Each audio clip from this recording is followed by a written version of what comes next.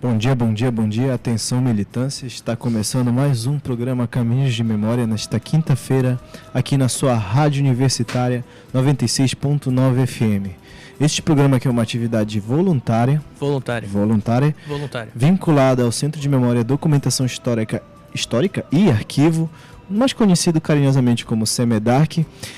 Meu nome é Renan Almeida, estou na companhia do meu amigo de bancada Lucas Maximin. Teremos aí 60 minutos para fazer muita balbúrdia até meio-dia, perto da sua panela chiar. Não esqueça de seguir a gente no @Caminhos de Memória, live no Facebook deste programa e daqui a pouco no YouTube. Maximin, seu bom dia, fale-nos sobre o tema, apresente nosso convidado e vamos que vamos. Sim, bom dia.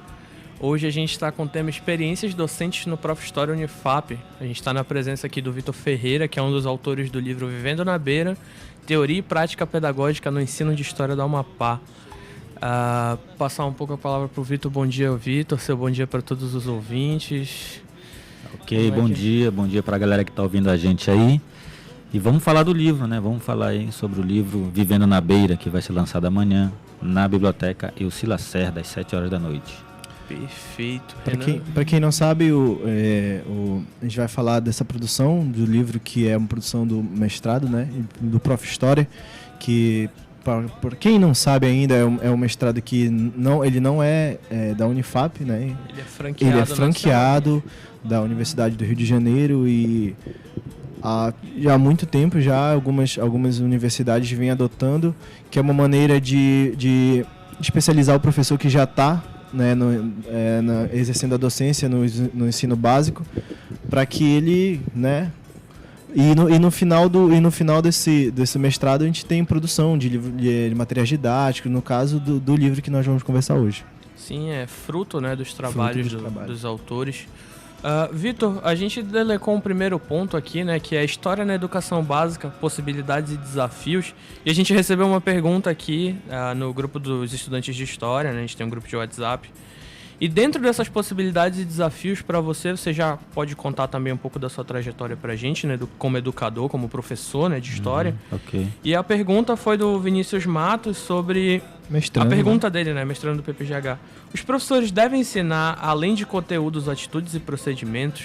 Como é que... Conta um pouco da tua trajetória pra gente, depois responde ok. a pergunta como achar viável.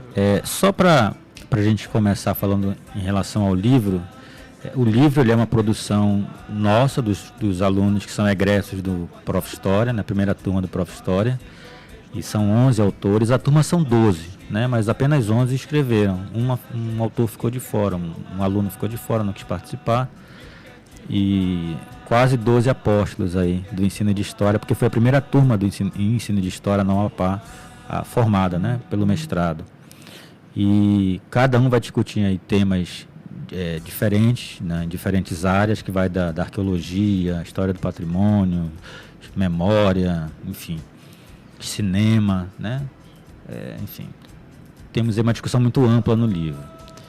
Eu sou professor, em sala de aula, tem quase 20 anos, né, eu comecei a dar aula na graduação ainda de História, eu fiz o FPA, sou da turma de 98 da FPA, me formei em 2002, e desde 2000, mais ou menos, desde o segundo ano da faculdade eu já dava aula para ganhar uma grana, né? Minha família não tinha condição de me manter na faculdade, eu tinha que me virar. E aí comecei a dar aula ainda na graduação. Como profissional, com a carteira assinada e tal, dou aula desde 2004, né? Desde 2004, tem aí 16 anos. E eu vim para o Amapá, eu sou do Pará, eu vim para o Amapá em 2013 por causa do concurso de 2012 que eu passei e estou aqui desde 2013. E fiz o mestrado em 2016, da primeira turma do Prof. História. E esse livro que a gente está falando é sobre essas produções que foram feitas no mestrado. Sim, sim. Em relação ao Vinícius, né? Ele falou sobre atitudes e procedimentos. Com certeza, Vinícius, tá? O professor ele tem que estar ligado com... De modo geral, a aula do professor ela tem que atingir, né, não só os conteúdos, a questão cognitiva, o aspecto conceitual, né, mas também tem que trabalhar em procedimentos, né, como eu vou ensinar o meu aluno, o que é o conteúdo, o como é a metodologia, são os procedimentos em sala de aula, e isso é fundamental, né, o professor não pode mais ficar na aula expositiva, falando, para o aluno decorar na hora da prova e colocar lá. e tirar 10, e aí ele vai ser um aluno excelente por causa da nota e não por causa do conhecimento que ele tem, porque a aula expositiva a gente sabe que a gente não retém muita informação. Hoje a gente sabe muita coisa, amanhã a gente vai esquecendo, depois de amanhã não sabe mais nada. Quer dizer, esse procedimento, essa metodologia da aula expositiva, ela é importante para a aula de história, obviamente, mas ela não pode ser nem o início, nem o fim da nossa prática pedagógica, e aí o procedimento a gente tem que pensar em metodologias, em como ensinar o nosso aluno, que é uma das grandes falhas, na minha opinião, dos currículos que estão ainda, permanecem ainda na universidade, mas essa é uma discussão que a gente pode fazer uma outra hora também. Com certeza, perfeito. Contando um pouco, né, também sobre o livro, mais especificamente, fala um pouco pra gente, Vitor, de como foi a tua atividade no Prof. História, né, o teu trabalho, como foi o processo de desenvolvimento dele, o teu tema, o teu objeto, o produto, né, que é uma obrigatoriedade no Prof. História. Acho que é isso que torna ele tão diferente e inovador. Sim. Porque o Prof. História, ele é um programa, acho que nós, principalmente lá no Centro de Memória, no CEMEDAC, a gente é muito simpático, porque ele busca resolver o problema onde está o problema. Então a gente queria que tu contasse um pouco pra gente, não só da dissertação, mas do produto, da ideia, de como surgiu, como foi o teu processo de estadia aqui no programa. Como foi o ingresso, né? Que é a primeira turma, como ficou sabendo essas coisas. Exatamente. O mestrado, quando a gente teve a notícia da abertura do edital para cá, para o Amapá, que já tinha, né, no Brasil, em alguns estados, mas aqui na região norte não tinha ainda. E quando abriu para o Amapá, eu soube em maio de 2016, mais ou menos, maio ou março, uma coisa assim, logo no início de 2016. E aí o que é que eu fiz? Eu peguei todos os meus livros que eu tinha em casa, de história, historiografia e o caramba 4, e comecei a ler. Né? Apaguei minha conta do WhatsApp, né? Deixei de lado o Facebook, e aí eu lia o dia inteiro, teoria da história, enfim. E aí a gente fez uma prova de 20 questões, acho que vocês já sabem como é que é a prova, né? Ou não? É muito difícil, inclusive, pelo que dizem. É uma prova de 20 questões, né, de marcar, e uma questão objetiva. E essa prova vai ser corrigida lá na UFRJ, que é de lá o programa, né? Vai corrigido lá, e aí sai o resultado nacional. E aí eu tive a graça de ver meu nome na lista dos aprovados, né? Foram 12 aprovados em 2016, e depois as turmas foram aumentando. Em 2018, 2019, 2020 já foi um número maior de aprovados, né? De pessoas que poderiam fazer parte do programa. E eu estudei os indígenas, eu estudei os Wayampi, tá?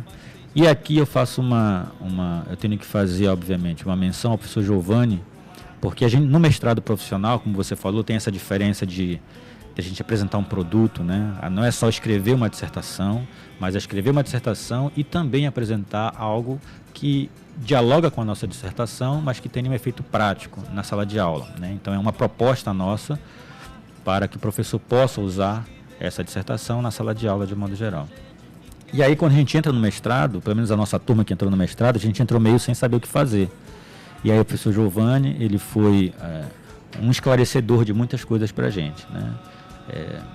Sobre temas, sobre questões ligadas à pesquisa, enfim, ele foi assim, uma espécie de norte para a gente no início do curso, e ele propôs aí alguns temas para mim, que estava sendo orientado por ele, e o Bruno também, e eu aceitei. Então, veja bem, como é no mestrado acadêmico, né? Você tem um projeto antes, você faz uma entrevista, você, né, tem que ter uma espécie de antecedentes, né, para poder ser aprovado. No mestrado profissional não, você entra e lá você vai descobrir o que você vai querer, etc, etc, etc. A não ser que você tenha uma coisa já, um interesse, né, anterior, mas de modo geral a gente entra sem saber muito o que fazer.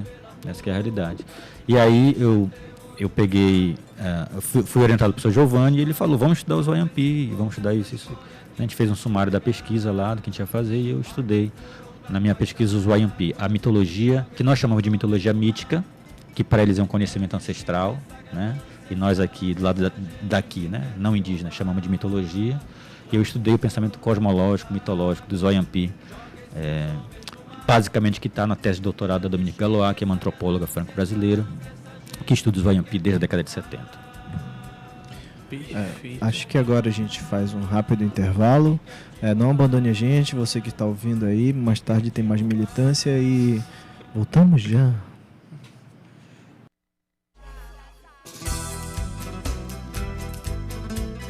quem é que vai te... E lá, quem é que vai? Lá eu não conheço ninguém que trabalha com heavy metal. Enquanto o Vitor dá um spoiler ao vivo aí, é isso aí. Voltamos com o Caminhos de Memória. Enquanto podemos. Enquanto podemos. Hoje estamos com a temática, né, Experiências Docentes no Prof. História Unifap, com a presença aqui do Vitor Ferreira, um dos autores do livro Vivendo na Beira, Teoria e Prática Pedagógica no Ensino de História no Amapá. E para esse segundo bloco, Vitor, mais uma vez agradecer, né, a tua presença aqui. Renan, o que a gente ouviu no intervalo? A gente ouviu Julgamento do MCD. E Jorge Protagonista. Protagonista é... Música periférica mapaense. Independente, que você só ouve aqui no Caminhos de Memória. E bora, Maximin. Sim, nesse segundo bloco a gente deixou pra falar, né, sobre o livro, né? Como, onde, quando, porquê, e sobre o processo de produção, né, desse livro, de como pensar, de como fazer, de como combinar no que vai ser amanhã, né? Que existe toda uma logística por trás de se lançar um livro e é muito burocrático, é muito chato. Então é como a gente estava falando no intervalo, né? Hora da verdade, conte-nos tudo, não esconda-nos nada. Verdade. O livro é uma produção independente, tá? Ela não teve apoio de nenhuma instituição, de nenhum órgão do governo, seja federal, estadual, municipal, de nenhuma universidade, nem nada. É uma produção nossa, independente. A gente pagou uma editora de São Paulo, a editora Autografia, e não foi muito barato. A gente teve acesso, por esse valor, a gente teve acesso a 150 livros para os 10 autores, no caso, que pagaram, né? E o livro começou como uma tentativa de comemorar a nossa defesa, né? Então a gente pensou o livro ano passado, a gente defendeu a nossa dissertação, a nossa turma defendeu as dissertações em julho e agosto de 2018, e aí quando chegou no meio do ano passado a gente tem um grupo de WhatsApp, no grupo a gente falou, vamos fazer um livro para comemorar um ano da nossa defesa, da dissertação, e aí todo mundo concordou, cada um deu fez um capítulo, né, para colocar no livro. A gente deu um prazo de 3 meses mais ou menos, de maio até agosto mais ou menos, para aprontar esse capítulo. Em agosto a gente pediu para o professor Sidney Lobato, que na minha opinião é um dos maiores, se não o maior historiador, na minha opinião, que nós temos no Amapá hoje, e a gente pediu para ele prefaciar o livro, e aí o Sidney prefaciou o livro em setembro. Em outubro a gente mandou para a editora o material, e a editora devolveu, no caso, o livro pronto para a gente agora em janeiro de 2020. E é esse que é o caminho aí do livro. Sim. E uma pergunta até que casou com a pergunta do Igor Pereira, que fez no grupo de História. Sim. Que é sobre, que a gente falou inclusive que estava no roteiro, né? Que de que modo essa pós-graduação muda a vida do professor, né? Que forma ela impacta dentro da... Considerando que, além disso, você que está acompanhando na sua live do Facebook, sabe bem do que a gente está falando. Money. Mas... porque aí você pega um professor, né, às vezes com 20 anos de carreira, com 15 anos de carreira, que não teve a oportunidade de ter uma formação continuada, principalmente dentro do funcionarismo público. A gente tem uma administração que, ao invés dela ajudar a vida do professor que quer fazer uma pós-graduação, ela atrapalha. Sim. Ela chega a... Toma aí 40 turmas aí. Tipo, já que tu tem tempo de passar no mestrado, toma 20 turmas aí. E a gente sabe, né, que ser professor... Eu acho que em qualquer situação de administração pública, governamental, sempre foi muito difícil. Acho que nunca foi fácil ser professor num país como o Brasil, num estado como o Amapá, principalmente no Amapá, onde a gente tem dificuldade de ser professor, a gente tem dificuldade de contar nossa história, a gente tem dificuldade de ter uma escola com um mínimo de infraestrutura para você lecionar, para você estar promovendo ali uma mudança social na vida daquela criança, daquele jovem, daquele adulto, para quem trabalha com EJA, né? De realmente promover a mudança na vida desse indivíduo, mas justamente a experiência no Prof. História, além da progressão de cargos e salários, de que modo, né, a pós-graduação ela consegue transformar a vida de vocês professores, né? Trazer uma nova visão de uma sala de aula, por exemplo, como chegar os alunos. Quando a gente está... Vamos lá para a graduação, né? Vocês estão na graduação, né? Não é isso? Como é que vocês pensavam antes da graduação? Era igual ou era diferente? Com certeza. Muito diferente. Então, a pós-graduação é a mesma coisa. Na graduação, a gente chega num nível, tá bom? A discussão, ela está dentro de um nível. Né? Na pós-graduação, seja estrito sensu, seja lato sensu, uma especialização para frente, mestrado, doutorado, você vai ampliando esses horizontes. As leituras vão ser ampliadas, você obviamente faz recorte, você não vai estudar tudo. Né? Na graduação a gente estuda o quê? História antiga, na história, né? História antiga até contemporânea. Né? Eu estudei, acho que 5 ou 6 histórias do Brasil. Polônia, 1 e 2, né? Império, não sei das contemporânea, Brasil contemporâneo. Então a gente estuda tudo ali, né? Na especialização você tem um recorte, né? Um estudo já cirúrgico do que você vai fazer, do teu objeto de pesquisa, e também no mestrado, doutorado é a mesma coisa. Então, vocês já responderam a pergunta, vocês mesmo responderam a pergunta que vocês fizeram, né? Muda totalmente, né? Tem termos de o instrumental intelectual, ele vai se aprimorando, né? Os conceitos vão se aprimorando, etc, etc. Então essa acho que talvez a mudança mais significativa. Os horizontes conceituais, a nossa cultura geral, ela se amplia no mestrado, por exemplo, tá bom? Em relação à questão material, como você falou, todos os professores, a maioria dos professores que fizeram o livro, todos eles são funcionários públicos, servidores estaduais. E a gente tem plano de carreira, então quando você tem, né, os títulos e tal, você vai sendo promovido. Então existe essa mudança, né, que é muito boa, por sinal, não tenho nada a reclamar. Né? E o que vem, inclusive, com o mestrado, com o título, também é uma espécie de status. É uma espécie não, é um status, né? Então, por exemplo, eu dava aula na escola e de repente, o Vitor tem mestrado, vamos discutir isso aqui. Você não quer fazer parte de um grupo que está dando formação continuada para o Estado? Já que você tem formação na área de ensino de história, você tem um título de mestre e tal. E aí, as mudanças também, elas são aí dentro da própria instituição que você trabalha por causa dos títulos que você começa a ter. Mas isso faz parte da vida, é um processo aí, faz parte da vida. Sim, só lembrando que o Prof. História acho que, apesar de eu achar que está bem óbvio, né, durante a entrevista, é um programa que ele busca o professor que já está há algum tempo, né, como você falou, não é sair da graduação e entre no Prof. História, não é isso. Porque até entrando nesse assunto, a gente percebe entre nós mesmos estudantes, sim, existe uma certa tara, né, em terminar a graduação, um fetiche em terminar a graduação e já fazer um exame de pós-graduação e não perder esse gás assim de não, eu tenho que concluir, eu tenho que escrever uma dissertação, eu tenho que escrever uma tese, eu preciso promover o ineditismo. Não, às vezes a gente tá desenvolvendo o TCC e a gente para assim, não vou mais daqui, porque aqui já dá uma outra coisa pro mestrado, e daqui eu vou ter doutorado, já vai virar minha dissertação. E às vezes a gente, né... cara, sonhar não custa nada, né? Estão deixando a gente sonhar. Isso é muito bom.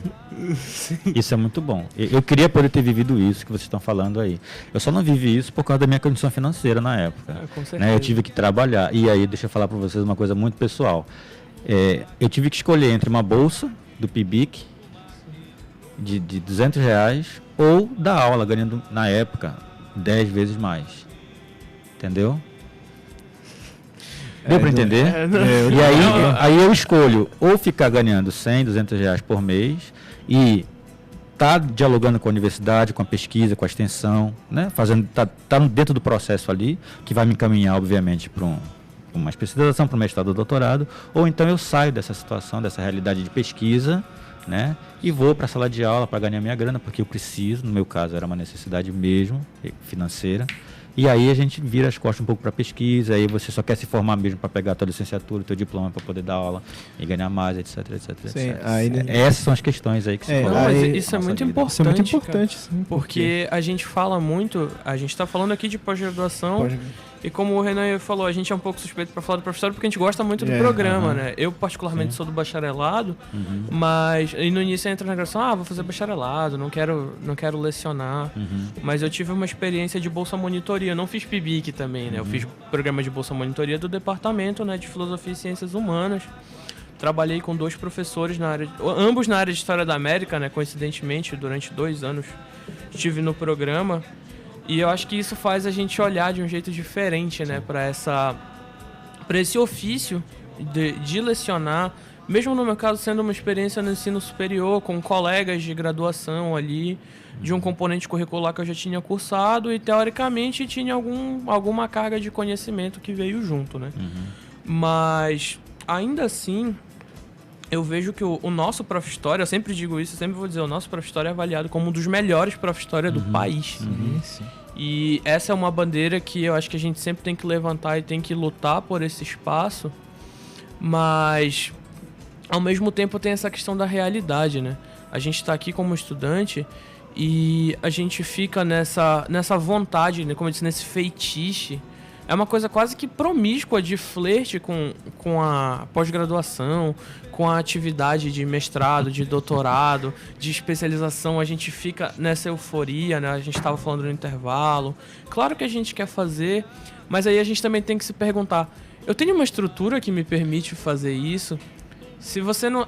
Aí, quando a gente vê o nosso colega aqui, infelizmente ele só tem condições de, nesse momento, de pegar o canudo e ir para uma escola privada, prestar um concurso, conseguir um contrato administrativo que seja, a gente vê os nossos outros colegas jogando, olha, só pegou o diploma, e foi olha só, e foi embora, e foi para a sala de aula.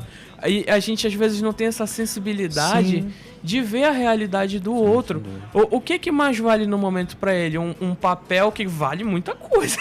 Vale uma progressão, como você falou, vale não só numa sociedade de capital, né, mas vale um conhecimento que você adquire.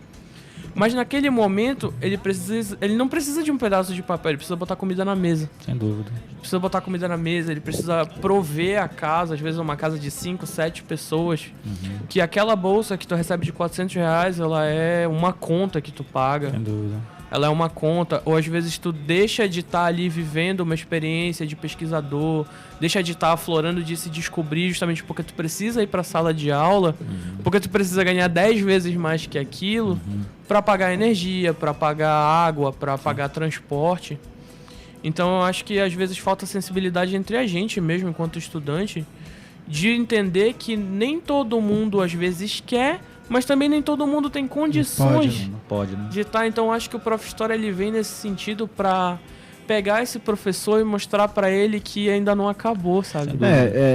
Pelo menos fazer um agrado ali, né? Pegar no colo, vem aqui, porque o professor poxa, você tá 20 anos aí com 10 turmas, não tem tempo de ler um livro, você tenta sair na rua, seu estudante te olha, professor, ainda pode enviar o trabalho. E aí, tio?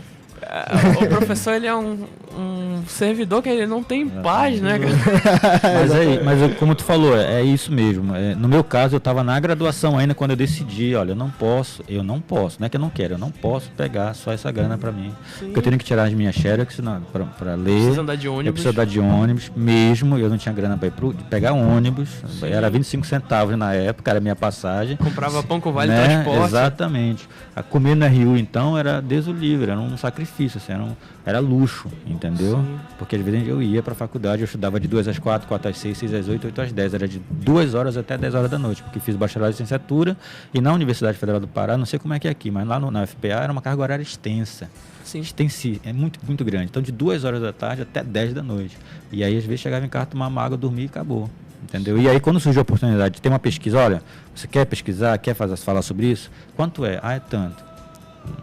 E aí, poxa, eu vou procurar uma escola, ver se eu ganho mais e tal. É uma questão material mesmo, né? Que está em jogo aquilo ali. E realmente a gente se sente meio traidor do negócio, né? Meio traidor do movimento, porque, poxa, tem que estar na universidade, tem que estar discutindo, tem que estar teorizando, tem que estar pensando, papapá.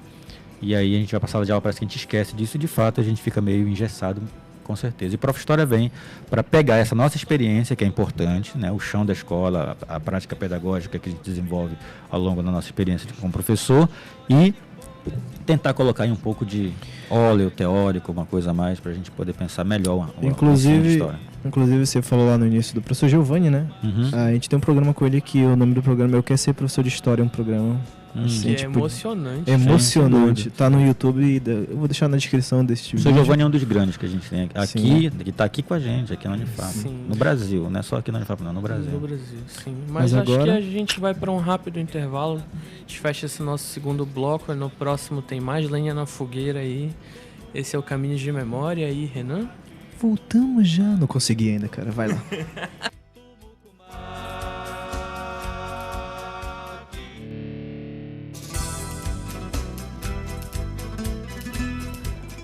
voltando enquanto podemos com o programa Caminhos de Memória, aqui na sua rádio universitária 96.9 FM, é exatamente 11 horas e 34 minutos nesta linda manhã de quinta-feira. Maximin, hoje nós estamos com o tema... Experiências docentes no Prof. História, na presença do nosso Vitor Ferreira, aqui, autor do livro Vivendo na Beira, Teoria e Prática Pedagógica no Ensino História do Amapá, junto de mais 9 autores. 10 autores. E essa Leonor do intervalo? É Leonor, Nova Ordem, do EP Flores e Velas, disponível em todas as plataformas digitais, que faz parte do nosso projeto, né, de, nos nossos intervalos, valorizar a produção local independente, a galera que não está na gravadora, a galera que não tá no evento do Estado, no circuito da Fundação de Cultura, mas que está produzindo música de qualidade. Então, Renan, nosso terceiro bloco, o que a gente tem? Calma aí que eu vou abrir o roteiro que Tenho bem aqui, mas... É que eu sou o cara do WhatsApp aqui, eu fico recebendo as mensagens, vendo as discussões e as brigas. A gente tá tentando viabilizar perguntas ao vivo aí. Mas dentro do possível... A gente vai trabalhar nessa plataforma e de repente você, ouvinte, vai estar participando com a gente mais ativamente no futuro, enquanto deixarem a gente estar aqui. Né? Exatamente. Inclusive para você que ouve pelo rádio, não assiste muito no YouTube ou na live, eu fico mais calado no programa porque eu tô vendo o Instagram, tô vendo o WhatsApp, às vezes estou respondendo. Agora eu recebi um áudio do professor Bruno Rafael, que daqui a pouco a gente vai ouvir, né? Inclusive, abraço para ele. Ele tá dando aula nesse momento e é um dos autores do livro. Sim, teve aqui com a gente ano passado para falar do livro dele. Cara, eu quero muito decorar o nome daquele livro, sério. Se tu conseguir, me avisa. Glória, alguma coisa Para a maior glória de Deus. Para a maior glória de Deus. É um professor excelente e eu admiro muito o professor Bruno. Comentários, né, cara? O professor Bruno só não ama quem não conhece. Mas assim, a gente voltando ao foco, sim, porque se for falar do professor Bruno aqui. Voltando assim ao foco da nossa pauta, você falou que você estudou a cosmologia, o IAMP, essa questão indígena. E a gente sabe que é uma questão muito, muito pouco debatida, né, na sociedade, e às vezes a gente encontra, não que isso seja um grande problema, já que as pessoas não têm acesso a essa informação. Esse é o problema, não é a pessoa não saber, ela não ter a facilidade de ter o acesso, né? Então, de que forma esses debates que são feitos no Prof. História, não só como a produção, né, como os debates, essa questão indígena, o que é produzido, esses recortes que são feitos, como levar esses recortes para dentro das escolas, não só dentro das escolas, mas como a sociedade. Como transmitir, né, aquela velha coisa que a gente fala, que a gente ouve toda a Assembleia de Estudantes, precisamos transcender os muros da universidade. De que forma fazer isso com foco no Prof. História? Como eu falei agora, o Prof. História, a diferença dele em relação... Tem várias diferenças em relação ao mestrado acadêmico. Uma delas é a proposição de produtos, né, produto final. E nesse caso, no meu caso, por exemplo, eu elaborei um jogo didático. Então, respondendo a tua pergunta de forma direta, como é que eu posso pegar o que está na universidade e colocar na sala de aula? Quando eu penso a minha dissertação, quando eu penso a minha monografia, meu trabalho de conclusão de curso, minha tese de doutorado, seria muito importante a gente pensar isso e pensar também, nós que somos professores, pensar também na realidade na qual nós estamos inseridos, na qual nós estamos trabalhando, que é a sala de aula. Então, como é que eu vou discutir lindamente em 200 páginas a mitologia IAMP? E isso vai ficar lá na biblioteca da universidade, no livro verde, capa dura, bonitinho, com letras douradas, e ninguém vai ler mais esse negócio? É verdade. Né? Ou eu posso pegar isso que está lá, fazer um livro, um paradidático, como fez o Valbe, por exemplo, ou então fazer um guia histórico, como fez a professora Ângela, né, Nascimento, que colocou no livro aí, ou então fazer um catálogo de imagens sobre a base aérea do Amapá, lá no município do Amapá, como fez o professor Arleno. Tudo isso como um produto, como um material para ser utilizado pelo professor de História, para que ele possa tocar nesses temas de história da Amazônia, história do Amapá e da Amazônia em sala de aula. Então a ideia é justamente essa. Transcender os muros da universidade significa isso, dialogar, no nosso caso, com a sala de aula, trazendo na prática produtos ou então questões metodológicas e práticas pedagógicas que ajudam o professor a discutir o que a gente está pensando aqui na universidade. Sim, sim. Quando a gente fala, né, sempre que a gente tem a oportunidade de entrevistar alguém do Prof. História, aqui no programa, acho que a gente, com você, já é a terceira passagem. Nós tivemos o Bruno Rafael falando do livro dele, nós tivemos o Rafael Pantoja falando sobre histórias em quadrinhos. Josiane, que falou sobre o professor Josiane também, que falou do Colorindo. Excelente trabalho. 3, 4 professores. Justamente porque a gente acredita muito nesse papel transformador que o Prof. História tem. Sim. Como eu falei no início do programa, de resolver o problema onde está o problema. Sim. Onde ele existe. A gente está vivendo uma febre, né? Voltando um pouco àquela crítica ácida do último bloco, mas que é real. A gente tem que ter esse reconhecimento de que hoje, com o advento, né, das redes sociais, da internet, principalmente para nós pesquisadores em história, eu acho que a gente deixou muito a desejar de estar na sociedade mesmo, de voltar para o arquivo. Hoje em dia, isso é bom e é ruim, né? Porque hoje em dia você consegue acessar um arquivo da Europa no seu computador, você consegue as fontes, né, que são o nosso grande deleite, tem todo aquele... Como isso tem toda uma feitiçização em cima disso, né? De fontes, de documento, briga. Pra esconder as fontes. Porque tem aquele professor, aquela professora, colega nosso, que ele foi... É isso que eu... Fazendo uma crítica dentro disso, que eu acho sempre isso muito bacana, essa discussão. Que às vezes esse colega... o que ele fez, na verdade, ele foi lá onde está os físicos, ele digitalizou. Aquele documento não é dele, aquele documento é público. Aquele documento é público, ele é, na verdade, a pessoa que tirou a cópia. Então, às vezes, ceder isso para alguém que está precisando, mais do que ele, às vezes, não vai lhe cair um braço, mas não, ele comprou a passagem de avião, ele pagou a estadia, e vira um status quo, né? Essa escassez, é curioso isso. Não, eu tive lá no arquivo tal, eu digitalizei o documento tal... Aí você chega com ele, poxa, professor, senhor, pode me disponibilizar? Ele te dá aquele, vou ver e te aviso. E some, cara, nunca mais aparece, ele te evita no corredor, Eu gostei da palavra status quo pra briga. Rola briga mesmo. É um status quo. Não, eu não acho que é status quo, rola uma briga, uma porrada mesmo. E é uma coisa contaminando pública, né, todo mundo, inclusive. Quem tá perto dos pesquisadores, quem tá ali, né?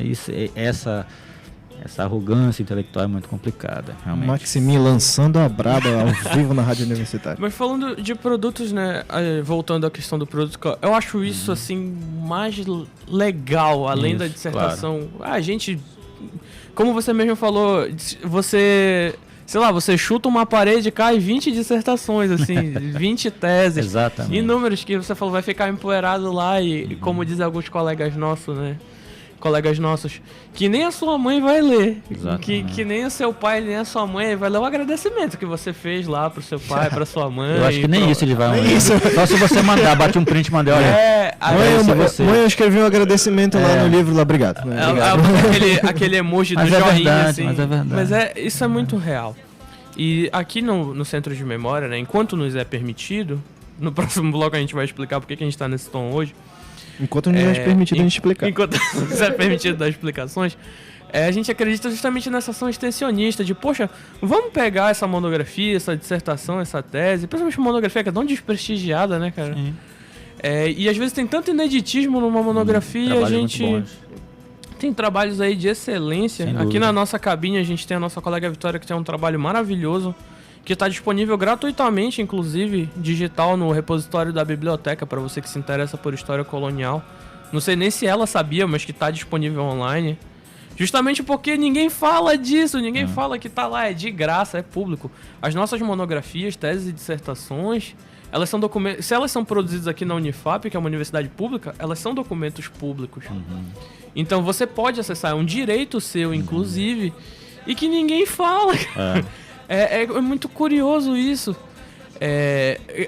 Mas o que é mais, digamos assim, atinge mais diretamente? Ao invés de você trabalhar necessariamente essa dissertação fora da academia, dentro da academia ela tem um valor, um peso muito importante. A gente tem que ler, com certeza, a gente tem que saber um trabalho de excelência que é escrito, que é passado por uma banca avaliadora e responde a toda uma série de leis de diretrizes e bases que nos é colocada. Mas eu acho que escrever um livro no qual cada capítulo de vocês, de certo modo, tenta de modo mais objetivo, mostrar a produção de vocês. Mano, são 11 textos. São 11 dissertações que foram ali mastigadas, dadas. Só falta pegar a colher e dar na sua boca, cara. Verdade. E ainda assim, quando você faz isso, às vezes você é criticado. Porque academicamente não sei o que. Porque o academicismo... Cara, acho que para fechar até esse bloco, eu queria fechar dizendo que o academicismo se tornou uma grande doença, cara. Que cega os olhos, que você não consegue ver nada além da academia, de um currículo Lattes. Meu amigo, minha amiga que tá ouvindo, você que seja da universidade, eu tenho uma triste notícia para te dar. A comunidade de base que você estuda, as pessoas com que você trabalha, elas não sabem o que é um currículo Lattes às vezes. Às vezes elas não têm acesso a esse tipo de informação.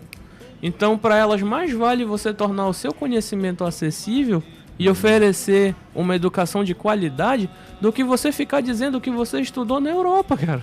Brabo! Sinto muito!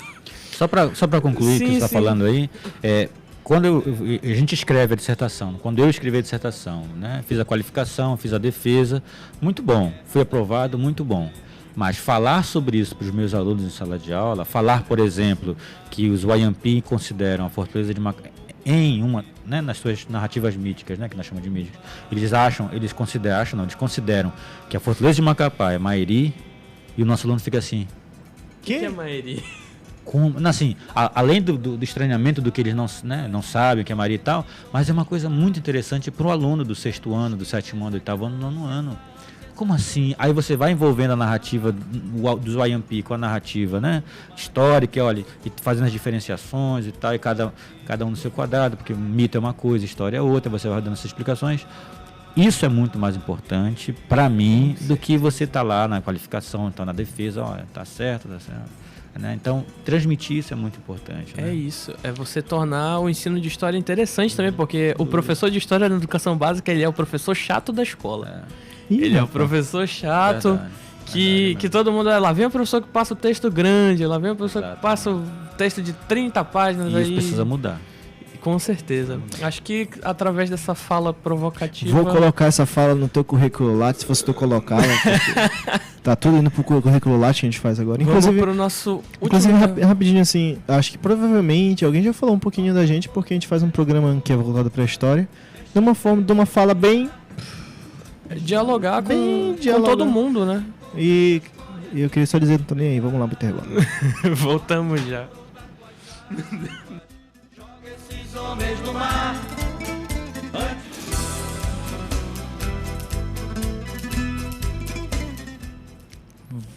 Ai. Voltando com o programa Caminhos de Memória, nesta quinta-feira, na sua rádio universitária 96.9 FM. Eu tô falando rápido porque já estamos no último bloco, já estamos encaminhando para o final deste programa. Hoje com um tema... Experiências docentes no Prof. História Unifap, um dos melhores Prof. História do país. Quem é, pai? O negócio é brabo. Ainda antes do Maximinho começar a lançar a braba aqui, Maximinho, quem foi que a gente ouviu no intervalo aí? Estéreo Vitrola com Maria Cecília terá sua vingança Tucuju. Rapaz, é um dos nomes, junto com o nome do livro do professor Bruno, que eu preciso decorar. Então, agora estamos no nosso último bloco, nós temos as considerações finais, aquela nota bacana para ler no final. Mas a gente começa com o convidado, né? As suas considerações, se quiser mandar um beijo pra mãe, pro pai, pro cachorro, periquito, papagaio, companheiro. Quero mandar um beijo pra mim, pro meu amor, Beatriz Alves, tá vendo a gente aí. Todo mundo tem amores, eu também tenho os meus, o meu. É apaixonado. É apaixonado. E só falar pra galera que tá vendo e ouvindo a gente que o lançamento do livro é amanhã, à noite, 7 horas, na Biblioteca Pública, ao lado do prédio histórico da Igreja de São José, atrás do Teatro das Bacabeiras. E os autores vão estar lá, o seu Sidney vai estar lá, vai ter uma comida de graça pra gente lá. Aí sim. Né? Aí sim, pai. E aí, quem tiver interesse, o livro custa apenas 60 biruliros. Baratíssimo. Tá bom? O custo do livro não é a gente que coloca, é a editora, né? Porque a gente paga pelo livro, ela coloca um valor pra gente, pra venda. Pode comprar pela Amazon ou pode comprar pelo site da Autografia. Caraca, tá? Tem um frete, tá R$55 pela internet, paga um frete de R$10. Né? É melhor comprar da gente. Tá aí pra você que não tá negativado. Exatamente. Tá aí pra você que não está negativado no Santander igual eu. É uma opção. Você que não está devendo. Mas agora, mandar um abraço para o professor Bruno, que estava em aula, mas ele mandou um áudio, a gente vai ouvir agora. Sim, é a primeira vez que a gente está colocando um áudio de um convidado ao vivo, professor. Eu espero que Bruno dê certo. Rafael. Queria agradecer a oportunidade, estar divulgando e falando da nossa obra coletiva, da primeira turma de mestrado, do mestrado profissional de História, Prof. História da Unifap, que foi de fato uma bênção.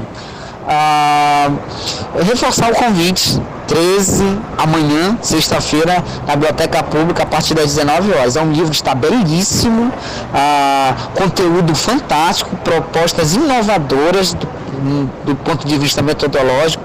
Tenho certeza que os leitores, os amantes da história, do ensino de história, vão se deleitar com tanto prazer do conhecimento. Então é algo fantástico, algo inédito no Amapá.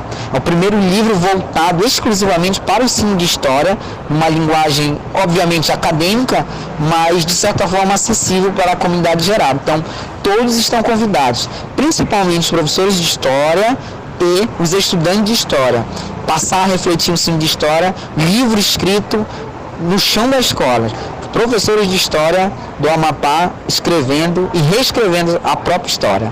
Abraço, obrigado ao Renan, ao Lucas, desejo sucesso e agradeço a oportunidade. Vamos lá, amanhã, Biblioteca Pública, 19 horas, vamos lá para a noite de autógrafo. Muito obrigado. Perfeito. Você ouviu, né? Nosso abraço carinhosíssimo para o Bruno Rafael, que é um grande professor que está aqui no curso de História e que a gente tem essa honra, né, de receber um professor com tamanha dedicação e amor pelo que faz, olha, né, cara? A gente é suspeito pra falar. Eu pego o ônibus, 9h30 para me descer perto do Coração, chego lá quase 11 horas. E eu chego já assim, na força do ódio. E ele pega o ônibus junto comigo, cara, e ele desce numa felicidade, eu fico assim... Cantando os hinos dele. Nossa. E eu fico assim, esse professor que eu quero ser, cara. Mas a gente tem um... Bruno é um dos grandes Sim. que a gente tem aqui também, tá na Unifap, esteve no mestrado também, e é excelente professor na rede pública estadual. E o livro tá até sujo de poeira, né? Sujo de lama. Você vê, foi escrito no chão da escola. Tem giz de cera, É uma metáfora para dizer que a nossa prática pedagógica foi, né? Só agradecer o professor Bruno, agradecer a todos os que estão ouvindo, a Vitória, que está aqui na presença, o Ian também, da nossa sonoplastia. Manda um super beijo para minha namorada Jéssica, que está ouvindo, eu espero que sim, porque geralmente, né, enfim.